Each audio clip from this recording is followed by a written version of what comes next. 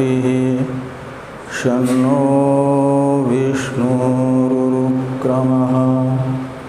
नमो ब्रह्मणे नमस्ते वायो त्वमेव प्रत्यक्षं ब्रह्मासि त्वामेव प्रत्यक्षं ब्रह्म वदिष्यामि ऋतं वदिष्यामि सत्यं वदिष्यामि तन्मामवतु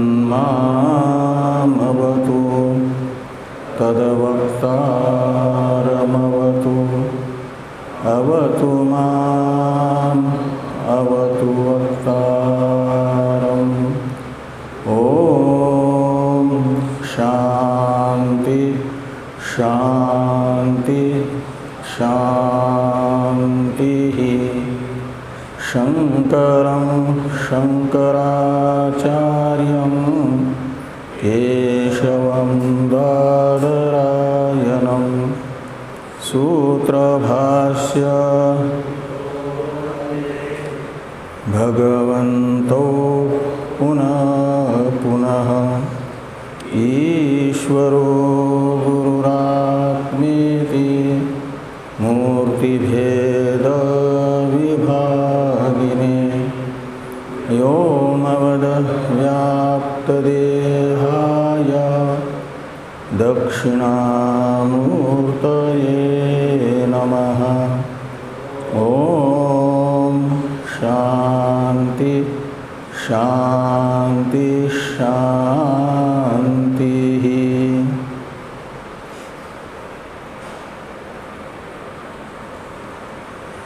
कृष्ण यजुर्वेदीय तैत्रीय उपनिषद के भृगुवल्ली नामक तृतीय अध्याय के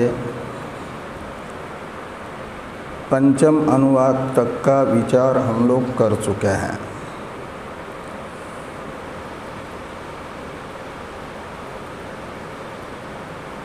आचार्य वरुण जी ने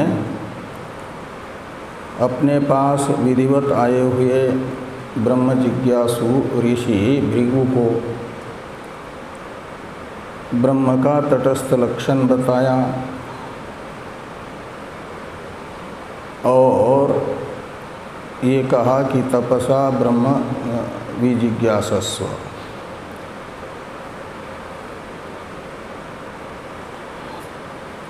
तो बाह्य अंतर इंद्रिय निग्रह रूप तथा तत्पूर्वक विचारात्मक तप से यह लक्षण प्रारंभ में तो ऋषि भृगु जी ने अन्न में घटता हुआ देखा और इसलिए अन्न को ही ब्रह्म के रूप में निश्चित कर लिया। अन्नाधेव खलु इमानि भूतानि जायन्ते अन्येन जातानि जीवन्ति अन्नम प्रयन्ति अभिसंविशन्ति के अनुसार ये अन्न में लक्षण घटा। लेकिन फिर उनके अंदर से स्फुरणा हुई तो विराट रूप जो अन्न है यह तो उत्पन्न होता है, तो यह भले ही कार्य विशेष के प्रति कारण होने के कारण इसे ब्रह्म के लक्षण से युक्त माना जाए, लेकिन ब्रह्म का लक्षण निरवशेष रूप से समन्वित नहीं हो पा रहा है अन्न में। तो संशय हुआ तो वरुण जी के पास आए।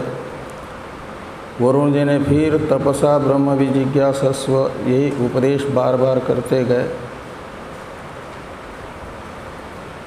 विचार से ये निर्धारित कर लिया कि प्राण शब्दित जो हिरण्यगर्भ है, प्राण शब्द का लक्ष्यार्थ सूत्रात्मा कहो या हिरण्यगर्भ कहो, उन्हें ब्रह्म के रूप में निश्चित कर लिया। लेकिन फिर प्राण में भी वही कार्यत्व देख करके संशय हुआ, फिर आए उपदेश, फिर से वही हुआ, तपसा ब्रह्म विजिज्ञासस्व, और विचार से मन शब्द से उपलक्षित हिरण्यगर्भ को ब्रह्म रूप से निश्चित कर लिया। फिर उनमें भी मन शब्द के लक्षार्थ हिरण्यगर्भ में हिरण्यगर्भ समवर्तताग्र के अनुसार कार्यत्व देख करके संशय हुआ हिरण्यगर्भ के भी निर्विशेष ब्रह्म रूपता में। तो वरुण जी के पास आए, वरुण जी ने वही उपदेश किया, तपसा ब्रह्म विजिज्ञासस्व, और फिर विचार से विज्ञान शब्द से उपलक्षित, विज्ञान शब्द यानी विज्ञान का अर्थ है बुद्धि, तो बुद्धि रूप उपाधि से लक्षित हिरण्यगर्भ को समझ लिया ब्रह्म। लेकिन हिरण्यगर्भ जो चाहे प्राण शब्द का लक्षार्थ मान लो, मन शब्द का लक्षार्थ मान लो, या विज्ञान शब्दित बुद्धि का लक्षार्थ मान लो, उत्पन्न होता है, इसलिए संशय हुआ और फिर से वरुण जी के पास न जाकर के स्वयं ही विचार कर लिया कि कार्यत्वात् ये विराड तथा हिरण्यगर्भ ब्रह्म नहीं हो सकते। तो फिर जो कार्य नहीं होगा ऐसा कौन है जो ब्रह्म बनेगा, यानी ब्रह्म के लक्षण से युक्त होगा, पूर्ण रूप से ब्रह्म का लक्षण उसमें समन्वित होगा, ऐसा कौन है? ये विचार करके आनंद को ब्रह्म रूप से निश्चित कर लिया। ये टीकाकार कह रहे हैं आनंदो ब्रह्मेति व्यजानात्, इसके व्याख्यान में। तो उससे पहले मूल का उच्चारण कर लें, षष्ठ अनुवाक का। आनंदो ब्रह्मेति व्यजानात्, आनंदाध्येव खलु इमानि भूतानि जायन्ते,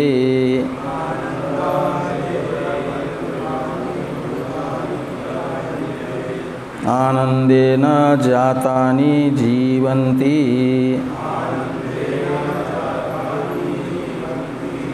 आनंदं प्रयन्त्यभिसंविशन्तीति,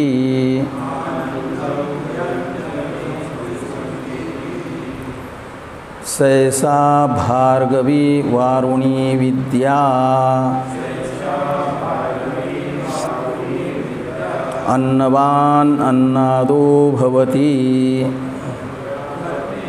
अच्छा, परमे योमन प्रतिष्ठिता, स य एवं वेद प्रतितिष्ठति, अन्नवान अन्नादो भवति, महान भवति, प्रजया पशुभिर्ब्रह्मवर्चसेन, महान कीर्त्या,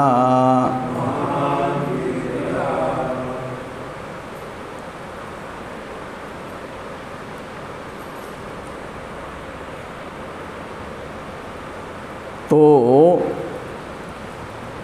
अन्न शब्दित विराड के तरह ही प्राण, मन तथा विज्ञान से उपलक्षित हिरण्यगर्भ में भी कार्यत्व को देख करके उनके भी अब्रह्मत्व का ही निश्चय हुआ। ये देखा कि ब्रह्म का परिपूर्ण लक्षण इनमें समन्वित नहीं हो रहा है, तो स्वयं ही फिर विचार किया ऋषि भृगु ने। अभी तक 5 पर्यायों में यानी 4 पर्यायों में विचार करते करते करते और इंद्रिय तथा अंतःकरण की विशुद्धि हो गई ना, संशय आदि से रहित हो गया अंतःकरण। और इसलिए क्या हुआ कि ब्रह्म का लक्षण आचार्य वरुण जी को जिसमें समन्वित करना विवक्षित है, उसी में विशुद्ध अंतःकरण ये जो आपके भृगु जी हैं उन्होंने किया ब्रह्म का लक्षण समन्वय। तो ब्रह्म है आनंद स्वरूप, इसलिए कहते हैं कि आनंदो ब्रह्मेति व्यजानात्।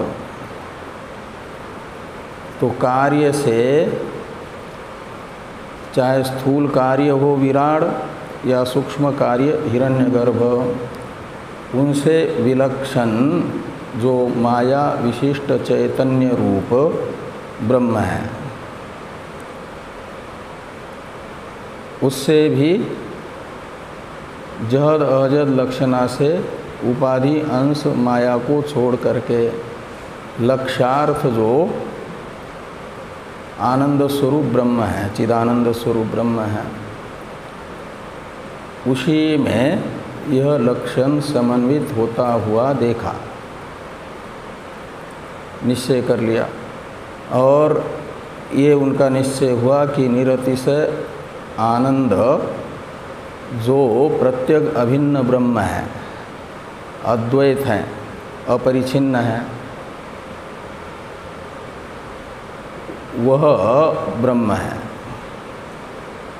वह ब्रह्म प्रत्यग अभिन्न होने से प्रत्यग अर्थ तो मैं हूँ, इसलिए मैं ही ब्रह्म हूँ।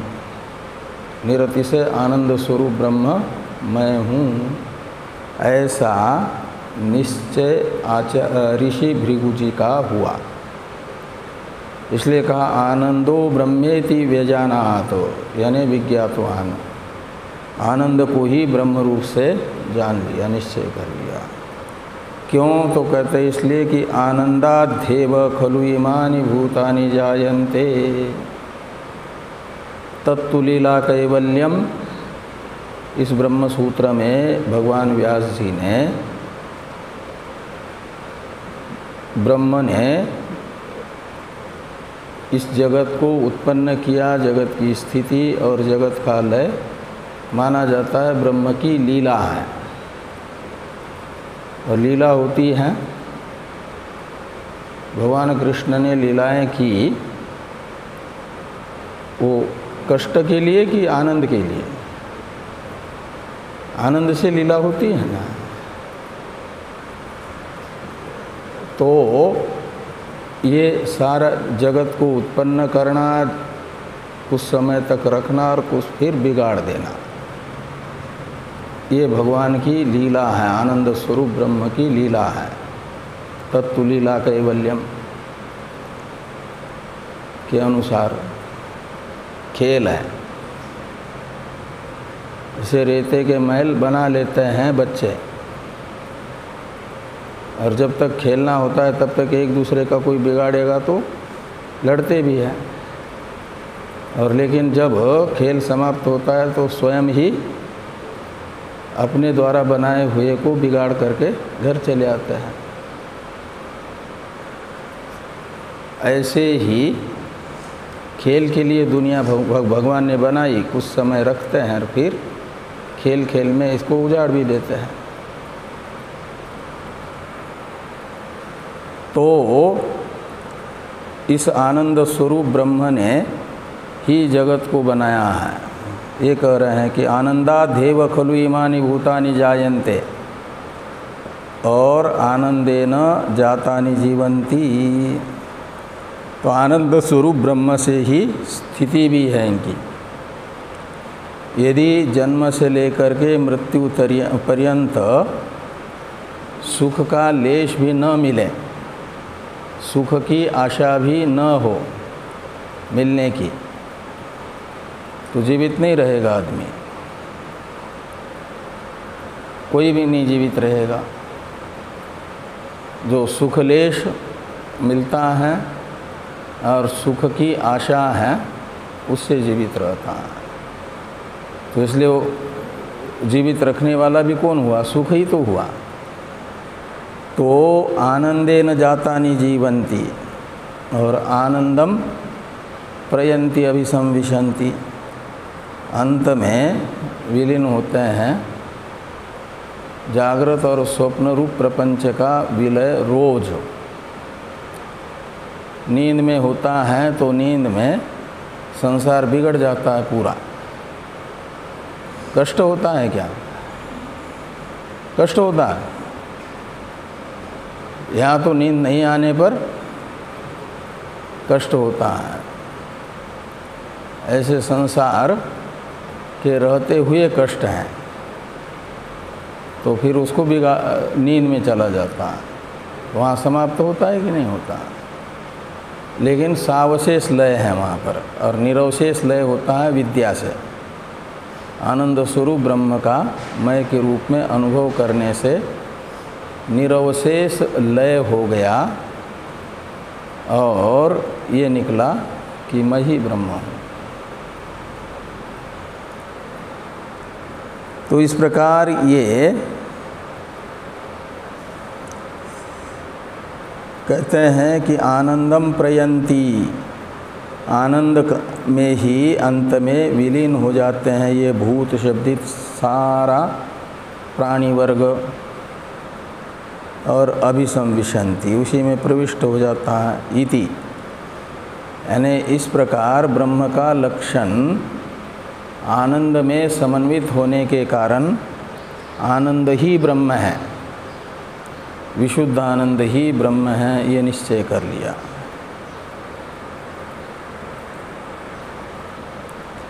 अब आख्यायिका जो सरलता से विद्या ज्ञापन करने के लिए तथा विद्या का महत्व भृगुवल्ली के अध्येताओं के बुद्धि में स्थापित करने के लिए बताई गई थी ना आख्यायिका।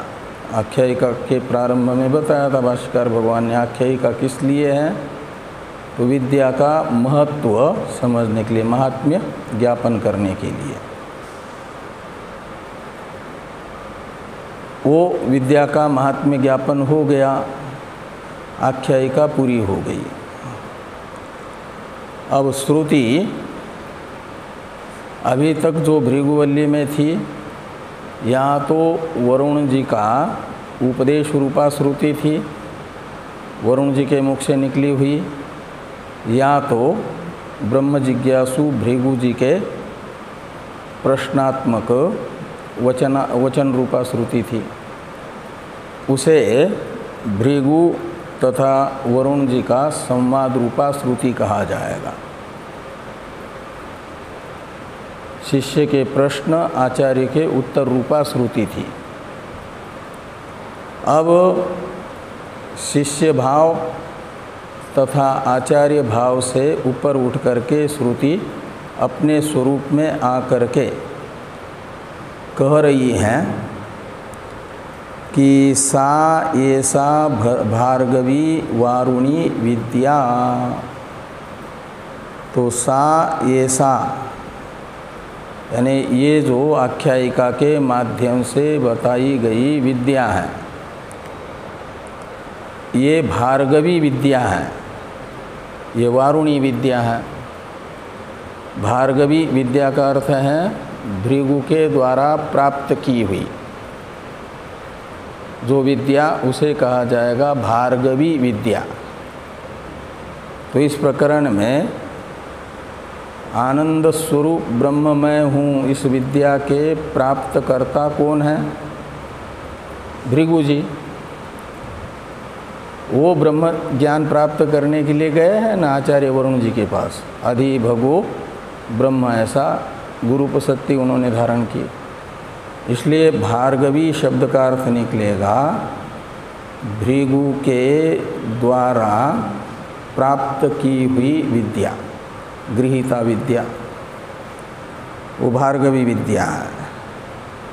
और इसी का एक दूसरा विशेषण है विद्या का, वारुणी। वारुणी यानी है आचार्य वरुण जी के द्वारा उपदिष्टा विद्या, वारुणी विद्या कहलाएगी। भृगु ने प्राप्त की हुई होने से भार्गवी, वरुण जी ने उपदेश किया है इसलिए वारुणी। तो भृगुणा प्राप्ता और वरुणेन उपदिष्टा जो विद्या है वो हो गई भार्गवी वारुणी विद्या। और इस विद्या का विषय कौन है? वो विशुद्ध आनंद स्वरूप ब्रह्म कहाँ है? हैं? हृदय कहाँ है? जहाँ हाथ लगा रहे वहाँ हृदय कहाँ पर है? अभी 2-3 साल में हृदय कहाँ यही मालूम नहीं हुआ। वो तो हार्ट है आपका। हृदय है ये पेट और दोनों छाती का जहाँ जोड़ है और गड्ढा होता है ऐसा अंगुष्ठ मात्र, उसके अंदर आपका अंगूठा जाएगा गड्ढे में, वहाँ पर अंदर हृदय है। एक स्थूल शरीर का ही भाग है अंदर, कमल पुष्प के आकार का मांसपिंड, जैसे कमल का पुष्प उल्टा टांग दे ऐसा वो कमल पुष्प के उल्टे टंगे हुए कमल पुष्प के तरह एक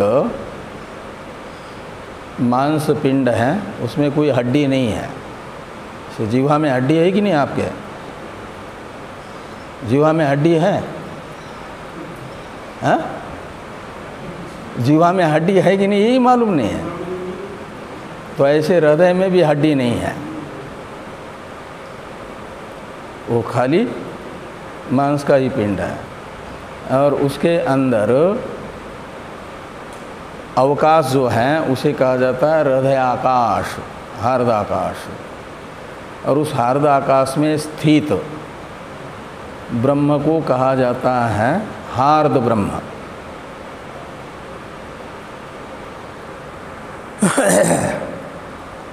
उसी को यहाँ पर कहा जा रहा है कि परमे यौमन।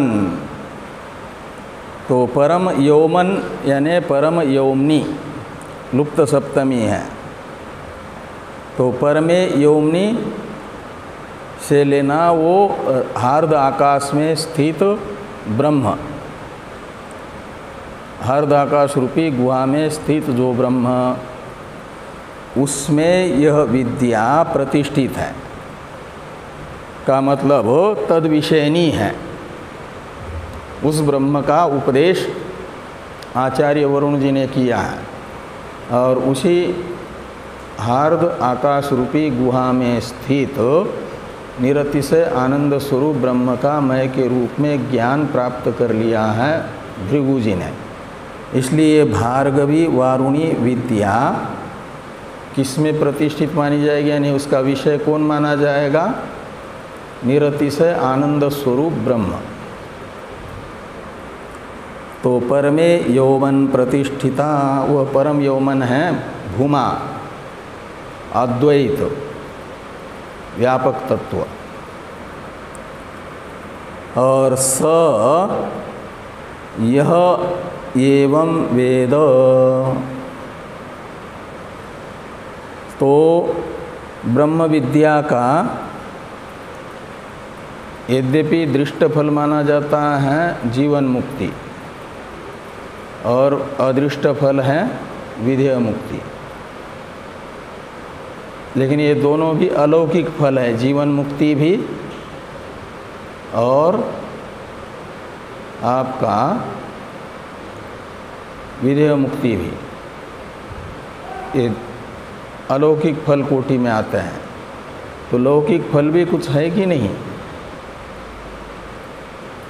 इस निरतिशय आनंद स्वरूप ब्रह्म को जानने वाले को कुछ लौकिक फल मिलेगा कि नहीं मिलेगा? या भूखा प्यासा ही रहना पड़ेगा ब्रह्मज्ञानी को? हाँ, लौकिक फल कोई नहीं मिलेगा तो भूखे ही रहो। अज्ञानी तो खा पी करके सब पकवान रोज आनंद ले, और ब्रह्मज्ञानी भूखा ही रह जाए। लौकिक फल तो खाने पीने का है ना, तो इसलिए लौकिक फल भी बताया जा रहा है ब्रह्म विद्या का, दृष्ट फल। जीवन मुक्ति एक दृष्ट फल तो है ही है, लेकिन वो अलौकिक है। लौकिक फल में ये है कि स यह एवं वेद स प्रतितिष्ठति, ऐसा अन्वय करिए। यह एवं वेद स प्रतितिष्ठति का अर्थ होगा जो हार्द आकाश रूपी गुहा में स्थित निरतिशय ब्रह्म को आत्मा के रूप में जान लेता है, मैं के रूप में जान लेता है, तो क्या होता है उसका फल? तो कहते हैं प्रतितिष्ठति, सप्रतितिष्ठति, उसकी प्रतिष्ठा हो जाती है संसार में। व्यासादियों की प्रतिष्ठा है कि नहीं? शंकराचार्य आदि की प्रतिष्ठा है कि नहीं? हाँ, ऐसी प्रतिष्ठा हो जाती है। इस अद्वैत ब्रह्म विद्या का उपदेश आदि करने से और उनके माध्यम से प्रचार प्रसार होने से वो संसार में श्रद्धास्पद बन जाते हैं। इसलिए माना जाता है कि उनकी वो प्रतिष्ठा होती है, शुभ प्रतिष्ठा। एक तो ये दृष्ट फल हुआ प्रतिष्ठा, लोगों का श्रद्धेय बन जाता है, प्रार्थनीय बन जाता है। सबके प्राणी मात्र के प्रार्थनीय कौन है? जो सर्वज्ञ सर्वशक्तिमान परमात्मा, उसी की प्रार्थना करते हैं ना सब। जो भी अपनी इच्छाएं हैं उनकी पूर्ति के लिए सभी के सभी अज्ञानी जन उसी परमात्मा की प्रार्थना कर रहे हैं कि हमारी ये इच्छा पूर्ण हो, हमारी ये इच्छा पूर्ण हो, या हमारी ये इच्छा पूर्ण हो। इसके लिए परमात्मा से प्रार्थना करते हैं, और वो परमात्मा जो सबका प्रार्थनीय है, उस परमात्मा को मैं के रूप में जो जान रहा है वह भी सबका प्रार्थनीय होगा कि नहीं होगा? तो सबका प्रार्थनीय होना ये प्रतिष्ठा होना है। तो इसलिए कहा कि यह एवं वेद स प्रतितिष्ठति। आगे है अन्नवान अन्नादो भवति। तो जो ब्रह्मज्ञ हैं वह अन्नवान हो जाता है। का मतलब जैसा तैसा 24 घंटे में एक बार खाने को मिले, इतना ही मात्र उसके पास अन्न नहीं रहता। भाष्य में भाष्यकार भगवान बताएंगे कि प्रभूत अन्नवान भवति। प्रभूत का मतलब प्रचुर, पर्याप्त, उसके भंडार भरे रहते हैं। जनक के भंडार खाली होते थे क्या? अजातशत्रु ब्रह्मज्ञानी हैं, उनके भंडार हमेशा भरे हुए रहते थे। तो जो ब्रह्मज्ञानी होते हैं उनके पास अन्न की कमी नहीं रहती, पर्याप्त अन्न होता है। तो अन्न हो लेकिन डाइजेशन शक्ति ना हो, दाल का पानी पी करके रहना पड़े, तो वो अन्न किस काम का? इसलिए कहते हैं कि अन्नवान अन्नादो भवति, पर्याप्त खा भी सकता है, हजमा उसका अच्छा रहता है। इसलिए अन्नाद का अर्थ करेंगे भाष्यकार भगवान, प्रदीप्त अग्निर्भवति, उसका जठराग्नि हमेशा प्रदीप्त रहता है, जो भी डाल दो अग्नि में वो जैसे भस्म हो जाता है, ऐसे जो भी उदराग्नि में डालो वो पच जाता है। नहीं तो कई लोगों को गरिष्ठ वस्तुएं पचती नहीं है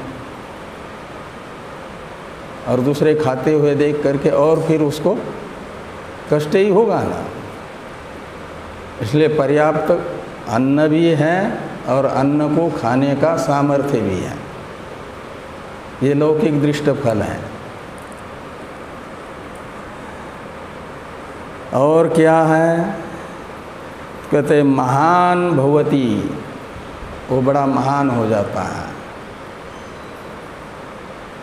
किसके द्वारा महान? उसकी महत्ता का निमित्त क्या है? तो महत्ता का निमित्त बताते हैं प्रजया, अपुत्र नहीं होता हो, उसके योग्य जितने चाहिए उतने पुत्र होते हैं। प्रजा महान है, प्रजा।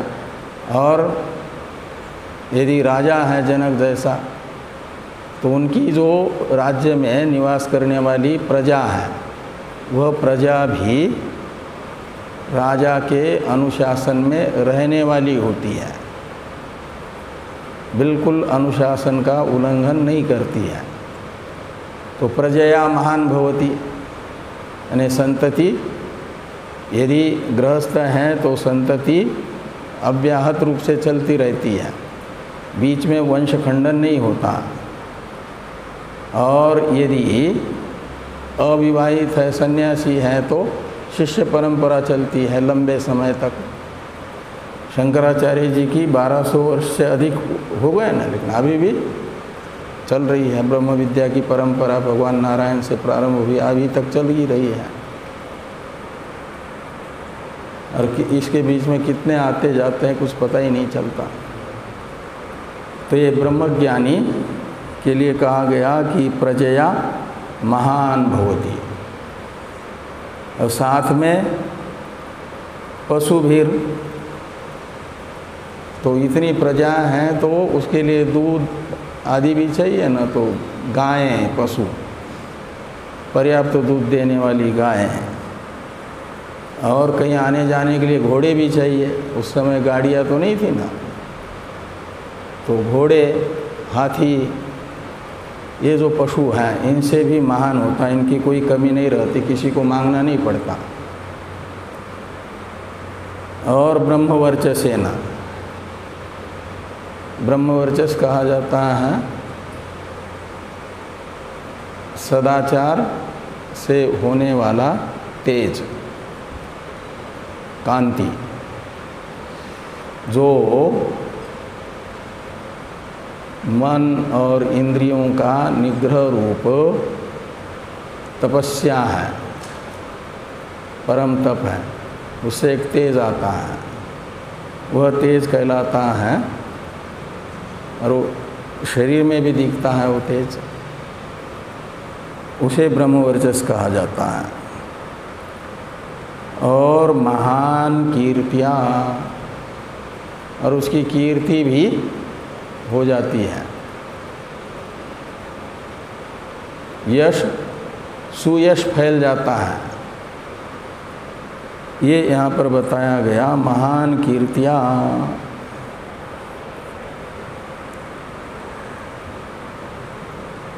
अब ये जो टीका है उसको देखिए। यद्यपि इसका भाव तो बता ही दिया था प्रारंभ में, लेकिन पंक्ति को लगा लो।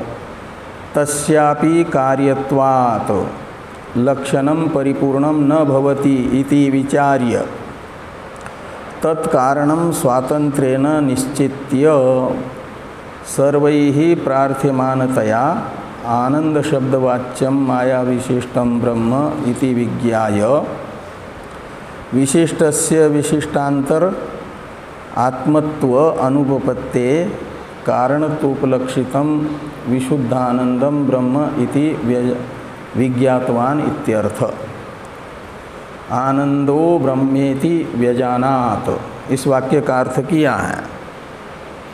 मूल में जो पहला वाक्य है ना, आनंदो ब्रह्मेति व्यजानात्, तो तस्यापि शब्द से लेना हिरण्यगर्भ को, जो प्राणादि का लक्ष्यार्थ है। प्राण, मन और विज्ञान शब्द के लक्ष्यार्थभूत हिरण्यगर्भ में भी कार्यत्व देख करके ये निश्चय कर लिया कि लक्षणम परिपूर्णम न भवति। जैसे विराट में लक्षण परिपूर्ण नहीं हुआ, ऐसे हिरण्यगर्भ में भी ब्रह्म का परिपूर्ण लक्षण नहीं होगा।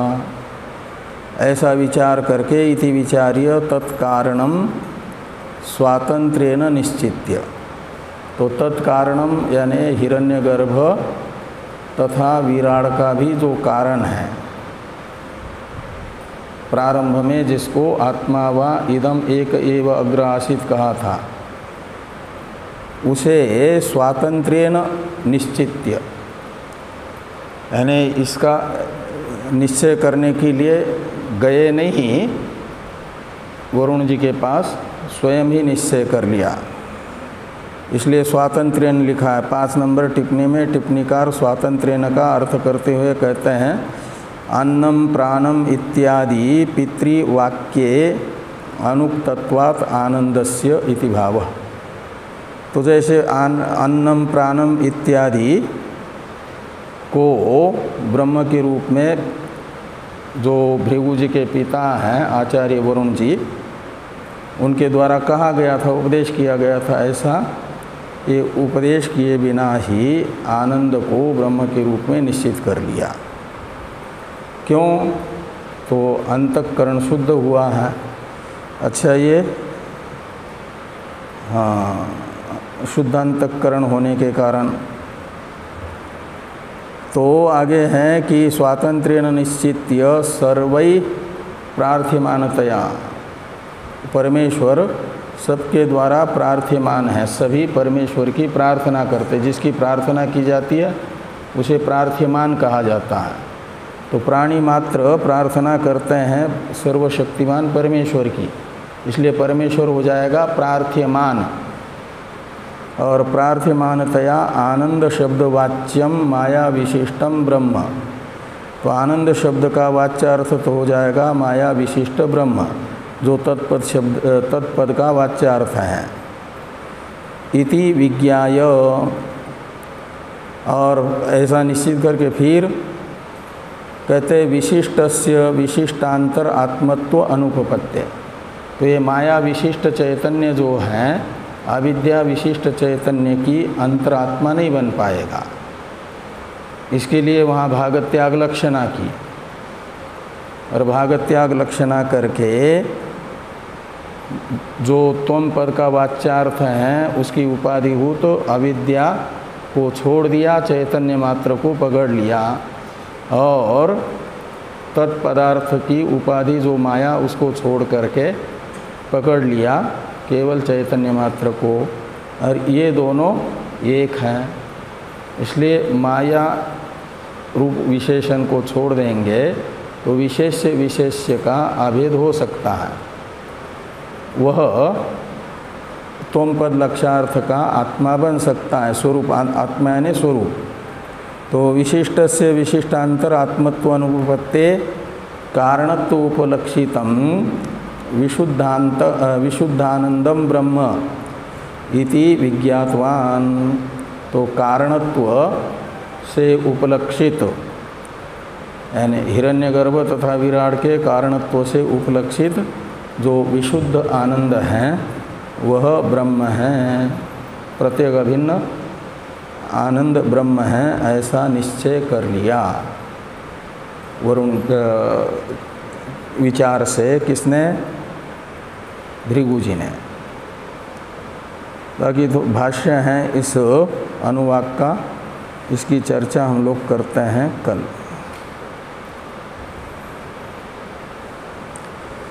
ओम शन्नो मित्रः शं वरुणः शन्नो भवत्वर्यमा शन्न इंद्रो बृहस्पतिः शन्नो विष्णुरुक्रमः।